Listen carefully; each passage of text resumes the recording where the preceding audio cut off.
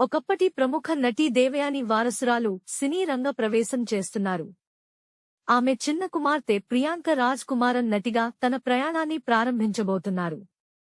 విశేషమేమిటంటే ఆమె తొలి చిత్రం 2024లో తెలుగులో వచ్చిన కోర్టు సినిమాకు తమిళ రీమేక్ కావడం.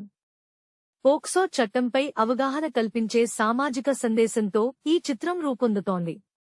తెలుగు సినిమా కోర్టు ఆధారంగా తమిళంలో రంజన్ ది అడ్వకేట్ పేరుతో ఈ చిత్రాన్ని తెరకెక్కిస్తున్నారు. ప్రముఖ దర్శకుడు త్యాగరాజన్ ఈ చిత్రానికి దర్శకత్వం వహిస్తుండగా ఆయన కుమారుడు జీన్స్ ప్రశాంత్ కథానాయకుడిగా నటిస్తున్నారు.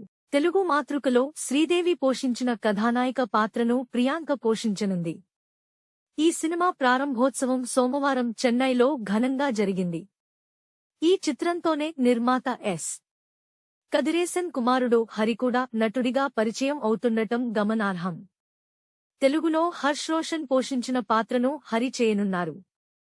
ఈ కార్యక్రమానికి హాజరైన దేవయాని తన కుమార్తెను చిత్ర పరిశ్రమకు పరిచయం చేయడంపై సంతోషం వ్యక్తం చేశారు.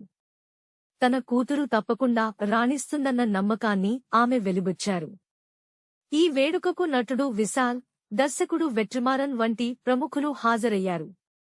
ప్రస్తుతం ఈ సినిమా షూటింగ్ దశలో ఉంది. Please subscribe BCN channel. ఇందులో మీకు కావాల్సిన అన్ని రకాల హంగులు ఉంటాయి. Hi, this is MM Sri Lanka. Please subscribe to BCN channel.